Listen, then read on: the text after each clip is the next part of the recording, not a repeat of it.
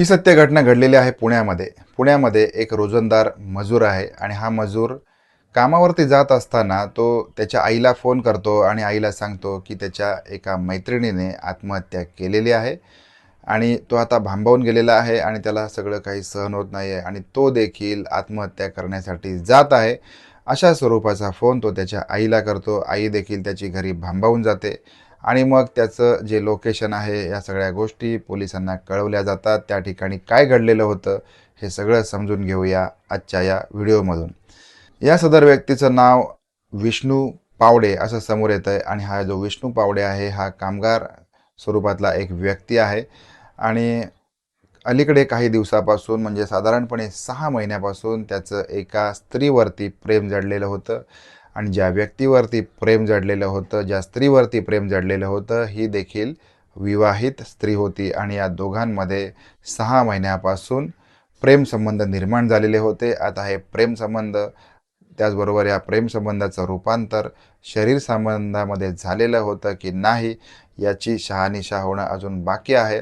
तरी देखील विष्णू हा देखील स्वतः विवाहित होता आणि त्याची विवाहबाह्य संबंधामधली मैत्रीण पार्वती दराडे असं याचं नाव समोर येत आहे आणि दोघेही देवांची नावं धारण केलेले हे दोघेही व्यक्ती एकमेकांना प्रेमामध्ये आहेत, एकमेकांवरती प्रेमाचा वर्षाव करत आहेत. 6 महिन्यापासून दोघेही एकमेकांना भेटत आहेत, वेळ देत आहेत. पार्वती दराडे हिचं कामाचं ठिकाण हे देखील विष्णू ज्या मार्गावरती कामासाठी जात होता त्याच मार्गावरती ही कामासाठी जात होती. त्याच्यामुळे दररोज विष्णू आणि पार्वती दराडे हे दोघेही विष्णूच्या मोटरसायकलवरून कामासाठी जात होते आणि असं 6 महिन्यापासून सुरू होतं.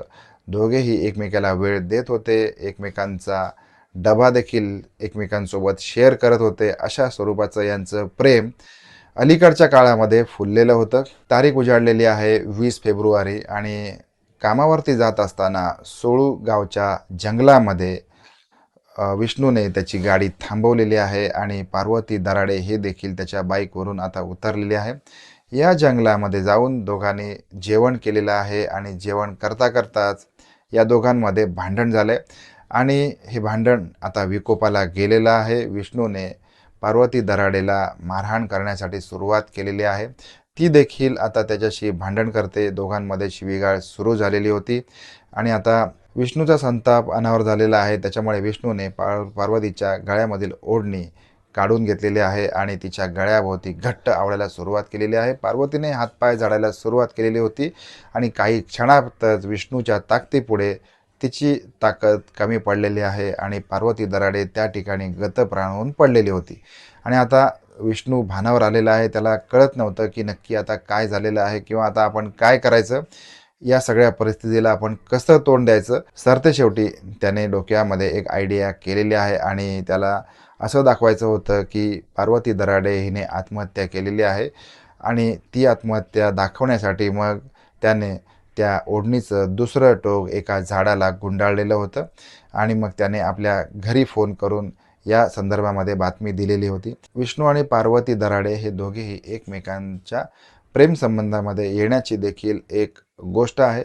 ती गोष्ट अशी आहे की पार्वती दराडे हिचा नवरा दारू पित होता, तिला मारझोड करत होता आणि या सगळ्या गोष्टींना ती कंटाळलेली होती. त्याच्यामुळे मग आपला नवरा आपल्याला मारझोड करतो किंवा आपल्याला दारू पिऊन आपल्यावर प्रेम करत नाही, आपल्याला संसाराचं सुख देत नाही, या कारणासाठी मग पार्वती विष्णूच्या प्रेमामध्ये पडलेली होती आणि या दोघांमध्ये प्रेमसंबंध सुरू झालेले होते आणि ज्यावेळेला तिला कळलं की आपला नवरा याच्याही पेक्षा विष्णू हा जास्त दारू पिणारा आहे किंवा जास्त दारू पितो, हे सगळं तिला कळल्यामुळे मग या दोघांमध्ये वाद सुरू झालेले होते, भांडण सुरू झालेली होती आणि आता तिला आगीतून फुफाट्यामध्ये पडल्यासारखं आता वाटत होतं. तसं तिच्या बाबतीमध्ये झालेलं होतं आणि आता पोलिसांना ज्यावेळेला या सगळ्या प्रसंगाची माहिती कळली त्यावेळेला मग पोलीस या घटनास्थळी तातडीने दाखल झालेले होते. त्यांनी सदर स्त्रीचा जो मृतदेह आहे हा मृतदेह उत्तरीय तपासणीसाठी देखील पाठवलेला होता आणि आता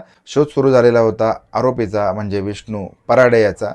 पोलीस त्याच्या मागावरती होते आणि मग सरतेशेवटी पोलिसांनी विष्णू पराडेला जेरबंद केलेले आहे आणि त्याला पोलीस स्टेशनमध्ये ते घेऊन गेलेले आहेत. त्याच्यावरती चार्जशीट दाखल करून घेतलेली आहे आता ही घटना फक्त एक घटना नसून आपल्या सगळ्यांसाठी आपले डोळे उघडणारी गोष्ट होऊ शकते. कारण एखादी स्त्री किंवा एखादी महिला एखाद्या व्यक्तीच्या प्रेमामध्ये पडते, विवाहबाह्य संबंध ठेवते.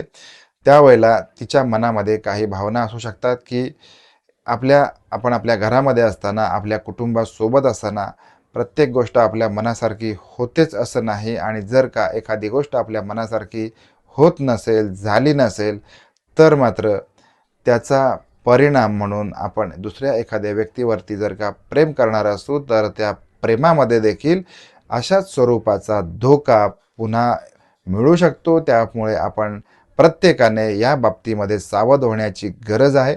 अन्यथा त्यांच्या वाट्याला देखील अशा स्वरूपाचा मोठा धोका आयुष्यामध्ये पुन्हा येऊ शकतो. तर आपला संसार जो असतो, हा संसार जास्तीत जास्त सुखाने कसा करता येईल, आपल्या घरातील एखादी व्यक्ती व्यसनाधीन झाली असेल तर त्याला देखील या प्रकारापासून कसं परावृत्त करता येईल, यासाठी अशा अनेक संस्था असतात की त्या संस्थेमध्ये जाऊन व्यसनं सोडवता येतात आणि पुन्हा एकदा सुखी संसाराला लागता येऊ शकतं. स्वरूपाचा पाठपुरावा आणि तसा विश्वास हा प्रत्येकाच्या मनामध्ये असणं गरजेची गोष्ट असते. आपण भेटणार आहोत अशाच एखाद्या नवीन सत्य घटनेसह. तोपर्यंत काळजी घ्या. धन्यवाद.